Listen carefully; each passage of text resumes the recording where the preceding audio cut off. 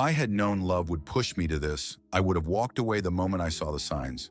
But when someone plays with your heart, your trust, and your future, you don't just walk away, you make them pay.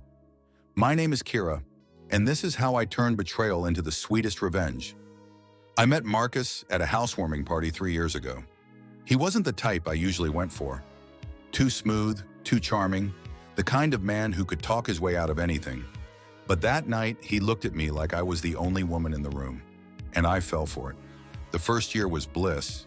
Dates, trips, promises whispered in the dark. He told me I was the one, and I believed every word. But then little cracks started to show. He'd disappear for hours without explanation. He guarded his phone like it was the crown jewels. And whenever I asked questions, he'd snap at me, flipping the blame back on me. At first, I told myself I was being paranoid. Love does that. It makes you doubt your own instincts. But then, I saw it. One night, Marcus left his phone unlocked on the couch while he showered. I wasn't the snooping type, but something pulled me toward it. One swipe, and there it was. Messages, dozens of them, flirty texts, late night, I miss yous, pictures I'll never forget. And the worst part, he wasn't just talking to one woman. There were 3. My stomach dropped. My hands shook. But I didn't cry. Not right away. I just sat there, staring at the man I thought I knew, realizing he was nothing but a liar. When he walked back in, towel around his waist, I smiled at him. I didn't let him see the storm building inside me, because at that moment I made a decision. Marcus wasn't just going to lose me. He was going to lose everything. The first step was patience. Revenge isn't rushed. It's brewed, like strong coffee, bitter and dark.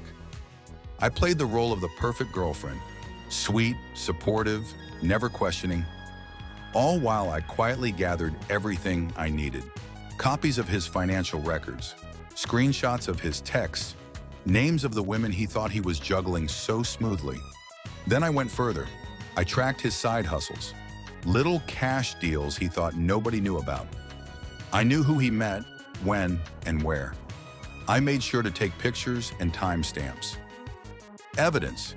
And when I was ready, I contacted the one group Marcus feared most, the people he had double-crossed. I didn't reveal myself. I just sent them evidence, anonymously, enough to stir the hornet's nest. But that wasn't the only setup. I also reached out to the police tip line, giving them details about Marcus's extra activities. I left a trail that would lead straight back to him and nowhere near me.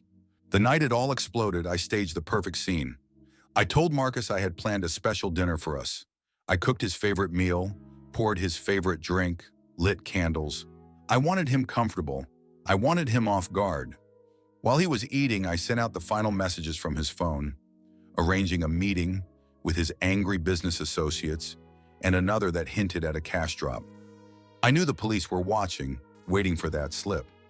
But before the storm could hit, Marcus noticed something. I don't know if it was my smile, too calm, or the way I watched him a little too closely, but suddenly his face twisted, his eyes narrowed.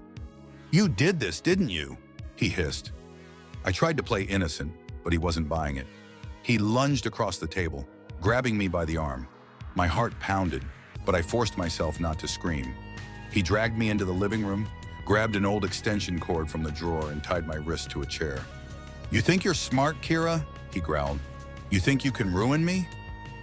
He paced, phone in his hand, scrolling through his messages, realizing that everything had already been sent. His face went pale, then red with rage. He shouted, slammed his fists against the wall, then turned back to me. "You're not leaving this room until I fix this," he snarled. By the time I realized he had betrayed me, it was too late. And trust me, if this story has you locked in, go ahead and hit that subscribe button. I've got more where this came from. The clock ticked. Marcus made frantic calls, his voice trembling, as he tried to calm people who were already too angry to be reasoned with. He didn't realize that the walls were closing in, fast. And then it happened. The pounding at the door, the shouts. "Police, open up!" Marcus froze. His eyes darted to me, wild and panicked. "What did you do?" he hissed. Before he could untie me, the door burst open. Officers stormed in, weapons raised, shouting commands. Marcus tried to talk, tried to argue, but it was no use. They pinned him to the ground, snapped cuffs onto his wrists, and read him his rights as he screamed and cursed. I sat there, still tied to the chair, tears streaming down my face, but not from fear, from relief, from victory. One officer rushed over, untied me, and asked if I was okay. I nodded, playing the role of the shaken, innocent girlfriend, caught in a storm she didn't understand. And Marcus? He was dragged out of the apartment, kicking, yelling, swearing I had set him up. But no one listened. To them, he was just another criminal caught in his own mess. Marcus thought he was in control, thought he could silence me, thought he could cover his tracks. But every move he made only tightened the noose I'd already set around him. And me, I walked away clean. The evidence, the money I'd already moved, the new apartment I'd secured, everything lined up perfectly. Marcus was left behind bars ranting about conspiracies while I walked into my new life, free, smiling, untouchable, because sometimes the sweetest revenge isn't just destroying the one who betrayed you, it's making sure the whole world sees them for what they really are, while you walk away untied, untouched, and free. And that's exactly what I did.